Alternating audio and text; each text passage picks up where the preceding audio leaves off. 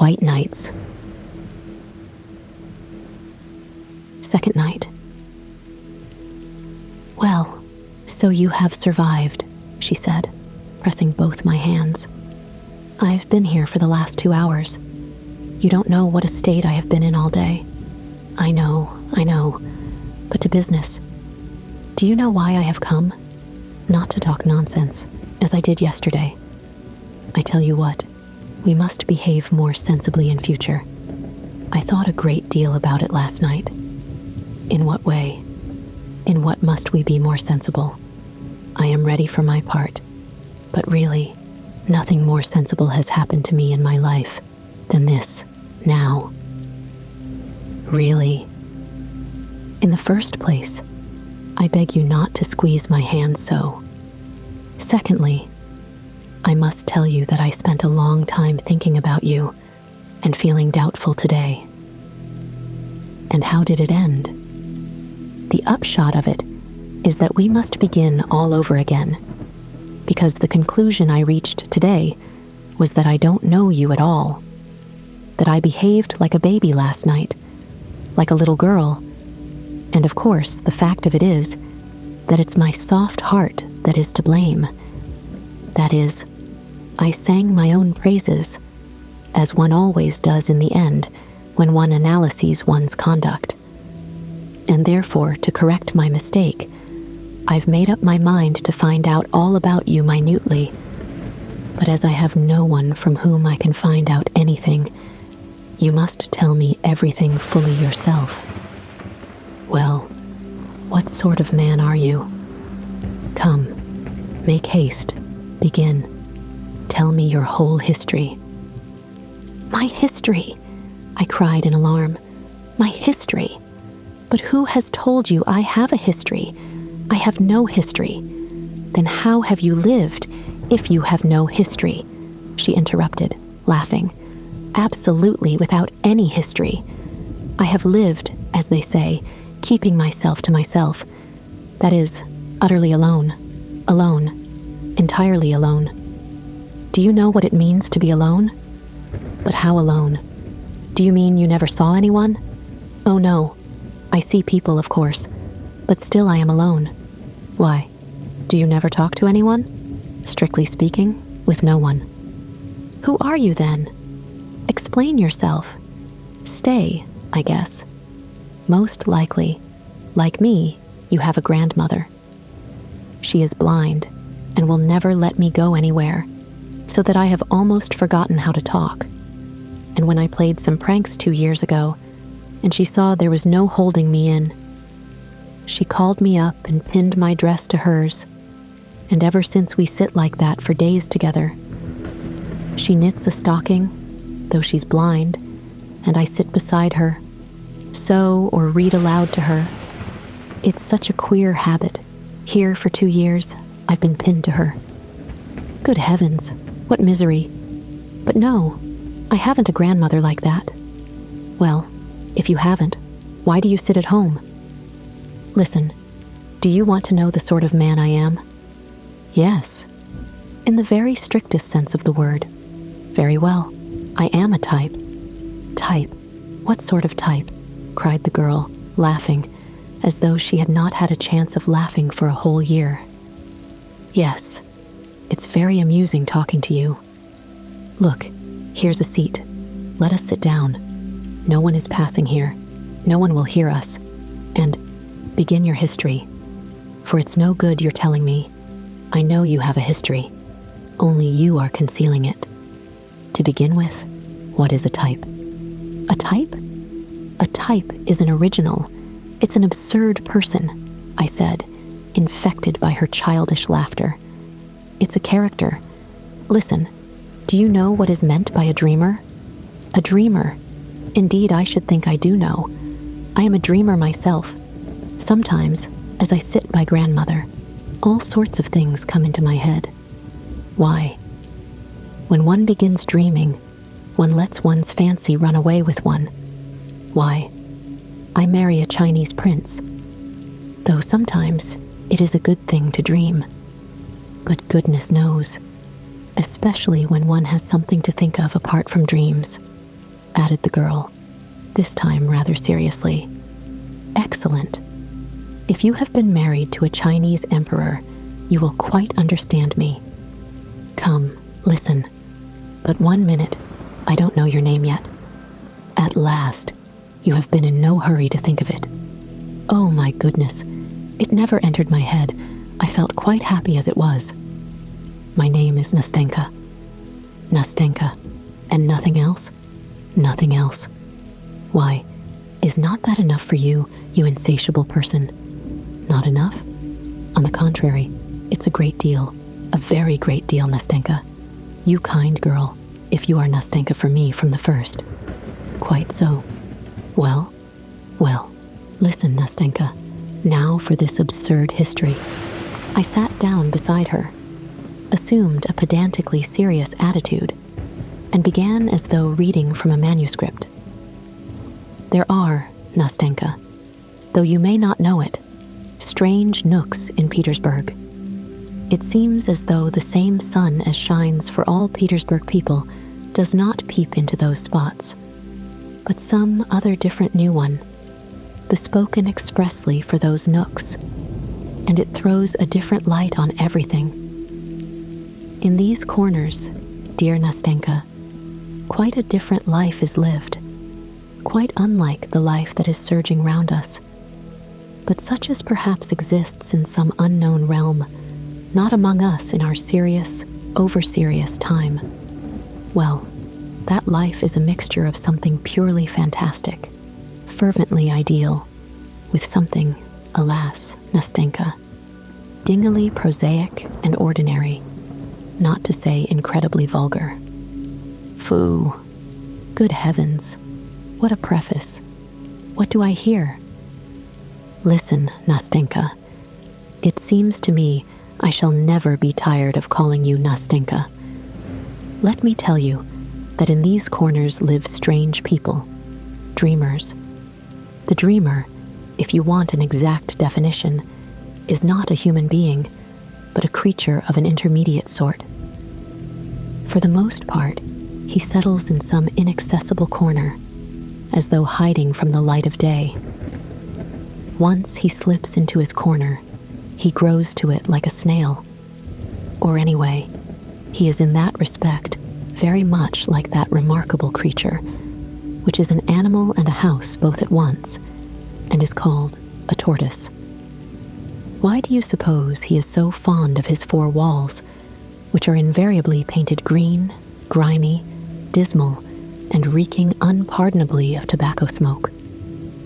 Why is it that when this absurd gentleman is visited by one of his few acquaintances, and he ends by getting rid of all his friends, why does this absurd person meet him with such embarrassment, changing countenance, and overcome with confusion, as though he had only just committed some crime within his four walls, as though he had been forging counterfeit notes, or as though he were writing verses to be sent to a journal with an anonymous letter, in which he states that the real poet is dead, and that his friend thinks it his sacred duty to publish his things. Why, tell me, Nastenka, why is it conversation is not easy between the two friends? Why is there no laughter? Why does no lively word fly from the tongue of the perplexed newcomer, who at other times may be very fond of laughter, lively words, conversation about the fair sex, and other cheerful subjects?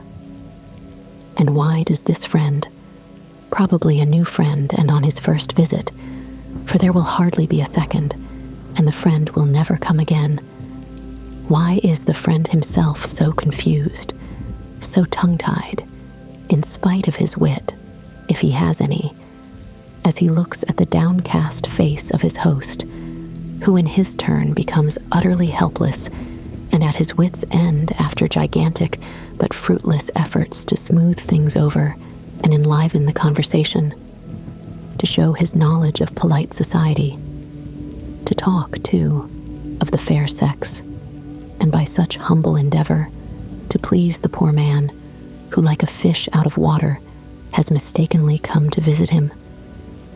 Why does the gentleman, all at once remembering some very necessary business which never existed, suddenly seize his hat and hurriedly make off, snatching away his hand from the warm grip of his host, who was trying his utmost to show his regret and retrieve the lost position?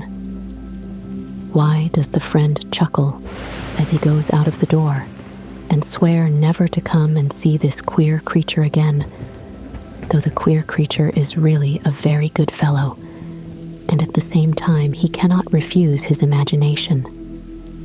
The little diversion of comparing the queer fellow's countenance during their conversation with the expression of an unhappy kitten, treacherously captured, roughly handled, frightened, and subjected to all sorts of indignities by children, till, utterly crestfallen, it hides away from them under a chair in the dark, and there must needs at its leisure bristle up, spit, and wash its insulted face with both paws, and long afterwards look angrily at life and nature, and even at the bits saved from the master's dinner for it by the sympathetic housekeeper. "Listen," interrupted Nastenka, who had listened to me all the time in amazement, opening her eyes and her little mouth. "Listen, I don't know in the least why it happened and why you ask me such absurd questions.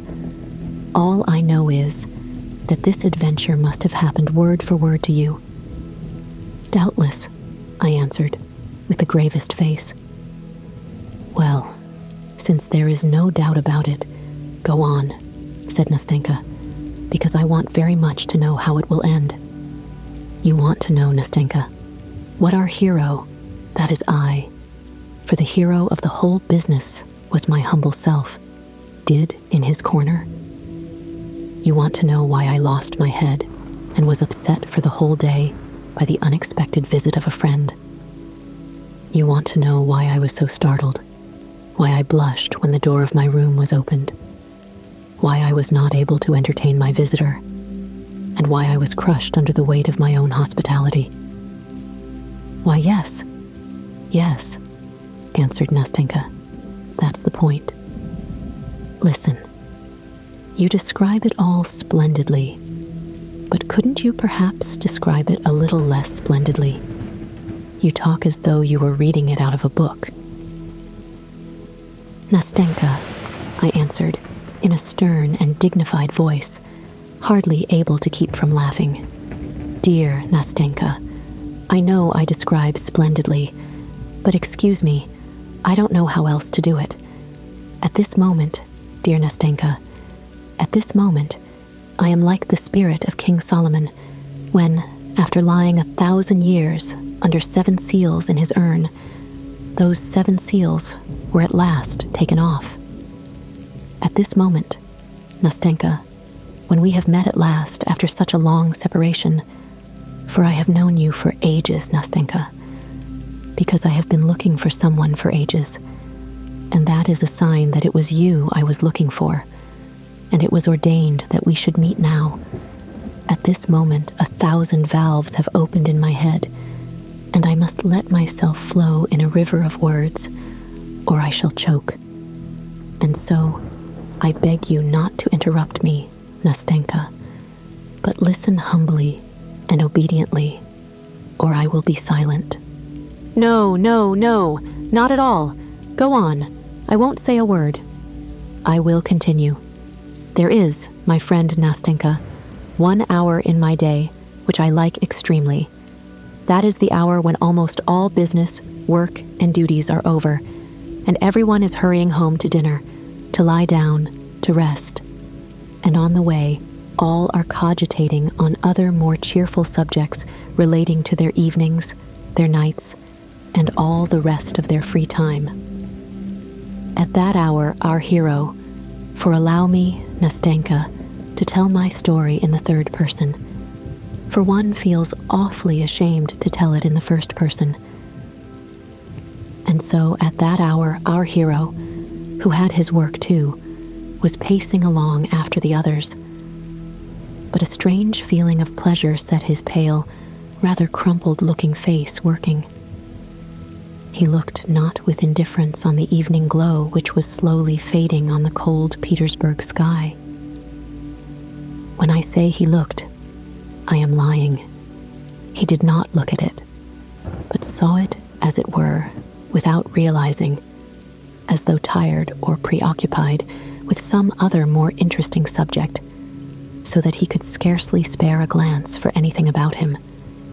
He was pleased, because till next day he was released from business irksome to him, and happy as a schoolboy, let out from the classroom to his games and mischief. Take a look at him, Nastenka. You will see at once that joyful emotion has already had an effect on his weak nerves and morbidly excited fancy. You see, he is thinking of something. Of dinner, do you imagine? Of the evening? What is he looking at like that? Is it at that gentleman of dignified appearance who is bowing so picturesquely to the lady who rolls by in a carriage drawn by prancing horses? No, Nastenka. What are all those trivialities to him now? He is rich now with his own individual life. He has suddenly become rich, and it is not for nothing that the fading sunset sheds its farewell gleams so gaily before him and calls forth a swarm of impressions from his warmed heart. Now he hardly notices the road, on which the tiniest details at other times would strike him. Now, the goddess of fancy, if you have read Tchaikovsky, dear Nastenka, has already with fantastic hand spun her golden warp and begun weaving upon it patterns of marvelous magic life. And who knows, maybe, her fantastic hand has borne him to the seventh crystal heaven, far from the excellent granite pavement on which he was walking his way. Try stopping him now. Ask him suddenly where he is standing now, through what streets he is going. He will probably remember nothing, neither where he is going, nor where he is standing now, and flushing with vexation, he will certainly tell some lie to save appearances. That is why he starts, almost cries out, and looks round with horror when a respectable old lady stops him politely in the middle of the pavement and asks her way. Frowning with vexation, he strides on, scarcely noticing that more than one passerby smiles and turns round to look after him, and that a little girl, moving out of his way in alarm, laughs aloud, gazing open-eyed at his broad, meditative smile and gesticulations. But fancy catches up in its playful flight the old woman, the curious passers-by, and the laughing child, and the peasants spending their nights in their barges on Fontanka. Our hero, let us suppose, is walking along the canal side at that moment, and capriciously weaves everyone and everything into the canvas like a fly in a spider's web. And it is only after the queer fellow has returned to his comfortable den with fresh stores for his mind to work on, has sat down and finished his dinner, that he comes to himself, when Matrona, who waits upon him, always thoughtful and depressed, clears the table and gives him his pipe. He comes to himself then and recalls with surprise that he has dined, though he has absolutely no notion how it has happened. It has grown dark in the room. His soul is sad and empty. The whole kingdom of fancies drops to pieces about him, drops to pieces without a trace, without a sound, floats away like a dream, and he cannot himself remember what he was dreaming. But a vague sensation faintly stirs his heart and sets it aching. Some new desire temptingly tickles and excites his fancy, and imperceptibly evokes a swarm of fresh phantoms. Stillness reigns in the little room. Imagination is fostered by solitude and idleness. It is faintly smoldering, faintly simmering, like the water with which old Matrona is making her coffee as she moves quietly about in the kitchen close by. Now it breaks out spasmodically, and the book, picked up aimlessly and at random, drops from my dreamer's hand before he has reached the third page. His imagination is again stirred and at work, and again a new world, a new fascinating life opens vistas before him. A fresh dream, fresh happiness, a fresh rush of delicate, voluptuous poison. What is real life to him? To his corrupted eyes we live, you and I, Nastenka, so torpidly, slowly, insipidly. In his eyes we are all so dissatisfied with our fate, so exhausted by our life. And truly, see how at first sight everything is cold, morose, as though ill-humored among us. Poor things, thinks our dreamer. And it is no wonder that he thinks it.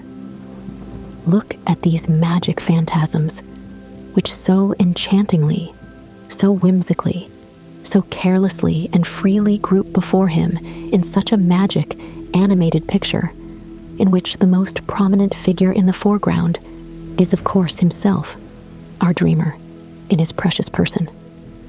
See what varied adventures, what an endless swarm of ecstatic dreams. You ask, perhaps, what he is dreaming of. Why ask that? Why, of everything, of the lot of the poet, first unrecognized, then crowned with laurels, of friendship with Hoffman, St. Bartholomew's Night, of Diana Vernon, of playing the hero at the taking of Kazan by Ivan Vasilievich, of Clara Mowbray, of Effie Deans, of the council of the prelates and Huss before them, of the rising of the dead in Robert the Devil.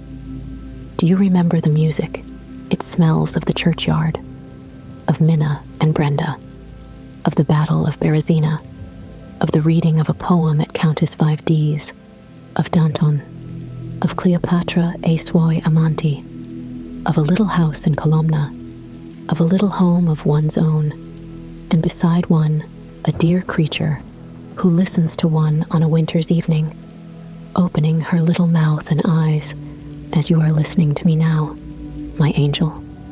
No, Nastenka, what is there? What is there for him, voluptuous sluggard, in this life, for which you and I have such a longing? He thinks that this is a poor, pitiful life, not foreseeing that for him too. Maybe, sometime the mournful hour may strike, when for one day of that pitiful life, he would give all his years of fantasy, and would give them not only for joy and for happiness, but without caring to make distinctions in that hour of sadness, remorse, and unchecked grief. But so far that threatening has not arrived. He desires nothing, because he is superior to all desire, because he has everything, because he is satiated, because he is the artist of his own life, and creates it for himself every hour to suit his latest whim. And you know this fantastic world of fairyland is so easily, so naturally created, as though it were not a delusion. Indeed, he is ready to believe at some moments that all this life is not suggested by feeling, is not mirage, not a delusion of the imagination, but that it is concrete, real, substantial. Why is it, Nastenka? Why is it at such moments one holds one's breath? Why, by what sorcery, through what incomprehensible caprice, is the pulse quickened? Does a tear start from the dreamer's eye, while his pale, moist cheeks glow, while his whole being is suffused with an inexpressible sense of consolation? Why is it that whole sleepless nights pass like a flash in inexhaustible gladness and happiness, and when the dawn gleams rosy at the window, and daybreak floods the gloomy room with uncertain, fantastic light? As in Petersburg, our dreamer, worn out and exhausted, flings himself on his bed and drops asleep with thrills of delight in his morbidly overwrought spirit. and with a weary, sweet ache in his heart. Yes, Nastenka, one deceives oneself and unconsciously believes that real, true passion is stirring one's soul. One unconsciously believes that there is something living, tangible, in one's immaterial dreams. And is it delusion? Here, love, for instance, is bound up with all its fathomless joy, all its torturing agonies in his bosom. Only look at him, and you will be convinced. Would you believe, looking at him, dear Nastenka, that he has never known her whom he loves in his ecstatic dreams? Can it be that he has only seen her in seductive visions, and that this passion has been nothing but a dream? Surely they must have spent years hand in hand together, alone the two of them, casting off all the world and each uniting his or her life with the other's.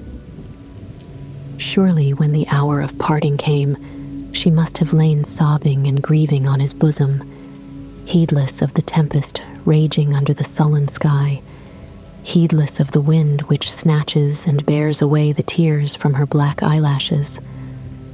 Can all of that have been a dream, and that garden, dejected, forsaken, run wild, with its little moss-grown paths, solitary, gloomy, where they used to walk so happily together, where they hoped, grieved, loved each other so long and so fondly, and that queer ancestral house where she spent so many years lonely and sad with her morose old husband, always silent and splenetic, who frightened them, while timid as children they hid their love from each other.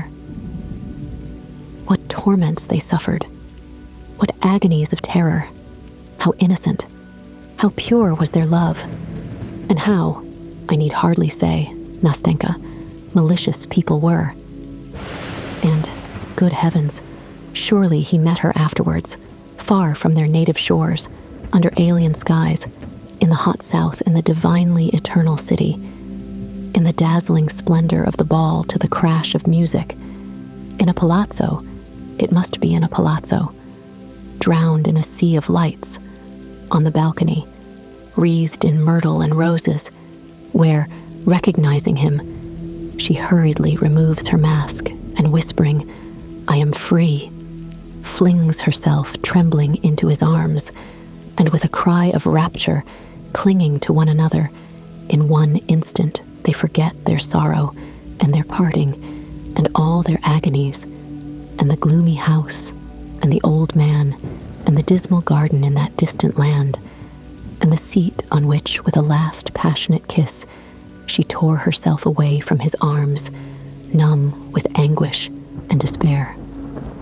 Oh, Nastenka, you must admit that one would start, betray confusion, and blush like a schoolboy who has just stuffed in his pocket an apple stolen from a neighbor's garden, when your uninvited visitor, some stalwart, lanky fellow, a festive soul fond of a joke, opens your door and shouts out as though nothing were happening, "My dear boy, I have this minute come from Pavlovsk."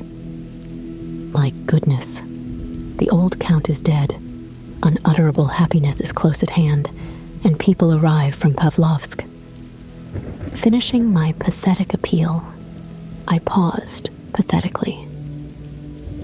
I remembered that I had an intense desire to force myself to laugh, for I was already feeling that a malignant demon was stirring within me, that there was a lump in my throat, that my chin was beginning to twitch, and that my eyes were growing more and more moist. I expected Nastenka, who listened to me opening her clever eyes, would break into her childish, irrepressible laugh, and I was already regretting that I had gone so far, that I had unnecessarily described what had long been simmering in my heart, about which I could speak as though from a written account of it, because I had long ago passed judgment on myself, and now could not resist reading it, making my confession without expecting to be understood. but to my surprise, she was silent, waiting a little. Then she faintly pressed my hand and with timid sympathy asked, "Surely you haven't lived like that all your life?" "All my life, Nastenka," I answered. "All my life.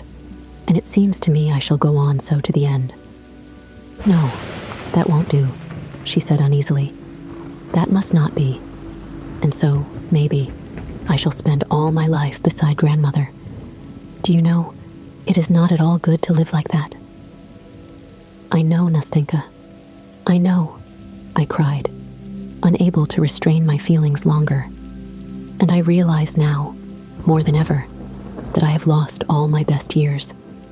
And now I know it and feel it more painfully from recognizing that God has sent me you, my good angel, to tell me that and show it. Now that I sit beside you and talk to you, it is strange for me to think of the future.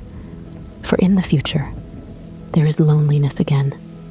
Again, this musty, useless life. And what shall I have to dream of when I have been so happy in reality beside you? Oh, may you be blessed, dear girl, for not having repulsed me at first, for enabling me to say that for 2 evenings at least, I have lived. "Oh, no, no," cried Nastenka, and tears glistened in her eyes. "No, it mustn't be so anymore. We must not part like that. What are 2 evenings? Oh, Nastenka, do you know how far you have reconciled me to myself? Do you know now that I shall not think so ill of myself as I have at some moments? Do you know that maybe I shall leave off grieving over the crime and sin of my life? For such a life is a crime and a sin. And do not imagine that I have been exaggerating anything. For goodness sake, don't think that, Nastenka. For at times, such misery comes over me. Such misery. Because it begins to seem to me at such times that I am incapable of beginning a life in real life. Because it has seemed to me that I have lost all touch, all instinct for the actual, the real. Because at last I have cursed myself. Because after my fantastic nights, I have moments of returning sobriety, which are awful. Meanwhile, you hear the whirl and roar of the crowd in the vortex of life around you. You hear, you see, men living in reality. You see that life for them is not forbidden, that their life does not float away like a dream, like a vision, that their life is being eternally renewed, eternally youthful, and not 1 hour of it is the same as another. While fancy is so spiritless, monotonous to vulgarity and easily scared, the slave of shadows, of the idea, the slave of the first cloud that shrouds the sun and overcasts with depression, the true Petersburg heart so devoted to the sun, and what is fancy in depression? One feels that this inexhaustible fancy is weary at last and worn out with continual exercise, because one is growing into manhood, outgrowing one's old ideals. They are being shattered into fragments, into dust. If there is no other life, one must build one up from the fragments. And meanwhile, the soul longs and craves for something else. And in vain, the dreamer rakes over his old dreams as though seeking a spark among the embers, to fan them into flame, to warm his chilled heart by the rekindled fire, and to rouse up in it again all that was so sweet, that touched his heart, that set his blood boiling, drew tears from his eyes, and so luxuriously deceived him. Do you know, Nastenka, the point I have reached? Do you know that I am forced now to celebrate the anniversary of my own sensations, the anniversary of that which was once so sweet, which never existed in reality? For this anniversary is kept in memory of those same foolish, shadowy dreams, and to do this because those foolish dreams are no more, because I have nothing to earn them with. You know, even dreams do not come for nothing. Do you know that I love now to recall and visit at certain dates the places where I was once happy in my own way? I love to build up my present in harmony with the irrevocable past, and I often wander like a shadow, aimless, sad, and dejected, about the streets and crooked lanes of Petersburg. What memories they are!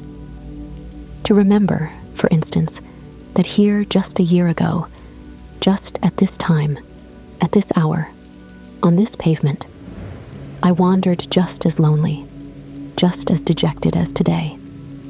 And one remembers that then one's dreams were sad, and though the past was no better, one feels as though it had somehow been better, and that life was more peaceful, that one was free from the black thoughts that haunt one now, that one was free from the gnawing of conscience, the gloomy, sullen gnawing which now gives me no rest by day or by night.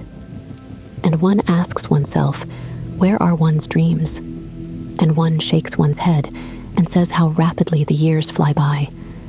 And again one asks oneself, what has one done with one's years? Where have you buried your best days? Have you lived or not? Look, one says to oneself, look how cold the world is growing. Some more years will pass, and after them will come gloomy solitude. Then will come old age trembling on its crutch, and after it, misery and desolation. Your fantastic world will grow pale. Your dreams will fade and die, and will fall like the yellow leaves from the trees.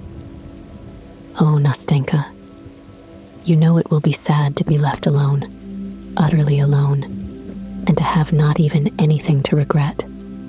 Nothing, absolutely nothing. For all that you have lost, all that, all was nothing. Stupid, simple nullity. There has been nothing but dreams. Come, don't work on my feelings anymore, said Nastenka, wiping away a tear which was trickling down her cheek. Now, it's over. Now we shall be two together. Now, whatever happens to me, we will never part. Listen, I am a simple girl. I have not had much education, though grandmother did get a teacher for me. But truly I understand you. For all that you have described, I have been through myself when grandmother pinned me to her dress. Of course, I should not have described it so well as you have. I am not educated, she added timidly, for she was still feeling a sort of respect for my pathetic eloquence and lofty style. But I am very glad that you have been quite open with me. Now I know you thoroughly, all of you. And do you know what? I want to tell you my history too, all without concealment. And after that, you must give me advice. You are a very clever man. Will you promise to give me advice? Ah, Nastenka, I cried, though I have never given advice, still less sensible advice. Yet I see now that if we always go on like this, that it will be very sensible, and that each of us will give the other a great deal of sensible advice. Well, my pretty Nastenka, what sort of advice do you want? Tell me frankly. At this moment I am so gay and happy, so bold and sensible, that it won't be difficult for me to find words. No, no, Nastenka interrupted, laughing. I don't only want sensible advice. I want warm, brotherly advice, as though you had been fond of me all your life. Agreed, Nastenka, agreed, I cried, delighted. And if I had been fond of you for 20 years, I couldn't have been fonder of you than I am now. Your hand, said Nastenka. Here it is, said I, giving her my hand. And so let us begin my history.